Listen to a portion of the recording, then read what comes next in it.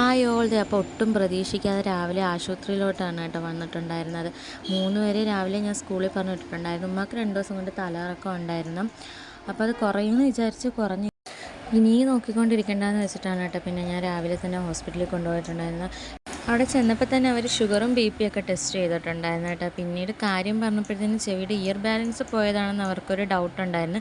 ഇതിന് മുമ്പ് ഇടയിൽ ആയിട്ട് ഇയർ ബാലൻസ് പോയിട്ട് അന്ന് ഭയങ്കരമായിട്ട് കൂടിയിട്ടുണ്ടായിരുന്നു കേട്ടോ. ഛർദിലും തലകറക്കവും എല്ലാം ആയിട്ട് അങ്ങനെ പിന്നെ ENT ഒക്കെ കാണിച്ചിട്ട് ഒരു ട്രിപ്പും ഇഞ്ചക്ഷനും ഒക്കെ എടുത്ത് മെഡിസിൻസൊക്കെ വാങ്ങിച്ച് നമ്മൾ വീട്ടിൽ വന്നപ്പോൾ ഒരു 2:30 മണിയായിട്ടുണ്ടായിരുന്നു കേട്ടോ. രാവിലെ തന്നെ പോയതുകൊണ്ട് ഒന്നും ഉണ്ടാക്കിയിട്ടുണ്ടായിരുന്നില്ല ഉച്ചത്തേക്ക്. പിന്നെ വന്നപ്പോൾ 2 ഊണ് മേടിച്ചുകൊണ്ടെന്നാണ് നമ്മൾ കഴിച്ചിട്ടുണ്ടായിരുന്നത്, മക്കൾക്കും വെച്ചിട്ടുണ്ടായിരുന്നേ. പിന്നെ മക്കൾ വന്ന് അവരുടെ കാര്യമൊക്കെ ഒതുക്കിയതിന് ശേഷം ഒരു 5:30 മണിയായപ്പോൾ ഞാൻ വിചാരിച്ച് ഫ്രിഡ്ജിൽ എന്തായാലും മീൻ മേടിച്ചത് ഇരിപ്പുണ്ടല്ലോ, അതങ്ങ് കറിയാക്കി വെച്ചാൽ പിറ്റേന്നത്തേക്ക് പിന്നെ എളുപ്പമായല്ലോ. അങ്ങനെ മീൻ ഇത്തിരി ഒന്ന് ഐസ് പൊട്ടെന്ന് പറഞ്ഞ് വെള്ളം ഒഴിച്ച് വെച്ചിട്ട് ഒരു തേങ്ങ എടുത്ത് പൊട്ടിച്ച് തിരികെ ഞാൻ വറുക്കാൻ വേണ്ടി അങ്ങ് പോയിട്ടുണ്ടായിരുന്നേ. അപ്പോഴത്തേക്കും ഉമ്മതേ 2 ബ്രെഡ് കഷ്ണം എടുത്ത് തലേന്നത്തെ ബീഫ് റോസ്റ്റിൻ്റെ അതിൽ മുക്കി എനിക്ക് തരുവാണ്. ഉമ്മ കഴിച്ചോ, എനിക്ക് വേണ്ടാന്ന് പറഞ്ഞിട്ട് കേൾക്കാതെ. ഉമ്മക്ക് ചുമ്മാ ഇരിക്കുന്നത് അത്ര ഇഷ്ടമുള്ള കാര്യമല്ല കേട്ടോ. അതുകൊണ്ടാണ് കേട്ടോ ഇങ്ങനെ എന്തെങ്കിലും കാര്യം പറഞ്ഞ് അടുക്കളയിൽ വന്നാൽ ഞാൻ പറഞ്ഞു, നിങ്ങൾ പോയി എവിടെയെങ്കിലും ഒന്ന് നല്ലപോലെ ഒന്ന് കുറയിട്ട് അതിന് ശേഷം എന്തെങ്കിലുമൊക്കെ ചെയ്താൽ മതിയെന്ന്. എവിടെ ഞാൻ അടുക്കളയിൽ കയറുന്നുണ്ട്, അപ്പോൾ സൗണ്ട് കേട്ടുകൊണ്ട് ഓടി വന്നതാണ് കേട്ടോ. എന്നിട്ട് ഈ ബ്രെഡിൻ്റെ പേരും പറഞ്ഞ ആളവിടെ തന്നെ നിൽക്കുന്നത്. ആകെ ഇങ്ങനെ ചുമ്മാ ഇരിക്കുന്നതൊന്നും ഇഷ്ടമല്ല. അങ്ങനെ എപ്പോഴത്തേക്കിനും ഞാൻ പിന്നെ തേങ്ങയൊക്കെ നല്ലപോലെ വറുത്ത് അങ്ങോട്ട് ചൂടാറാൻ മാറ്റി വെച്ച് ആ സമയം കൊണ്ട് മീനും അങ്ങ് വെട്ടി മാറ്റിയിട്ടുണ്ടായിരുന്നേ.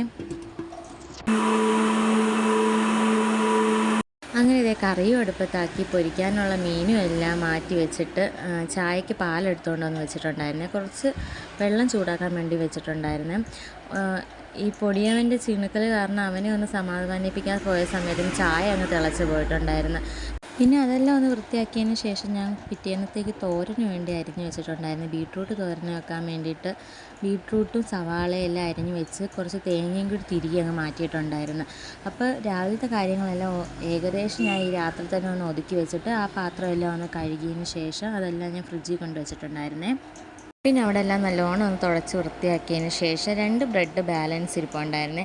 പിന്നെ അത് വെറുതെ എന്തിനാ അവിടെ ഇങ്ങനെ മെനക്കെടുത്ത് വെച്ചിരിക്കുന്നത് വിചാരിച്ച് ഞാനങ്ങ് കഴിക്കാൻ എടുത്ത കേട്ടോ.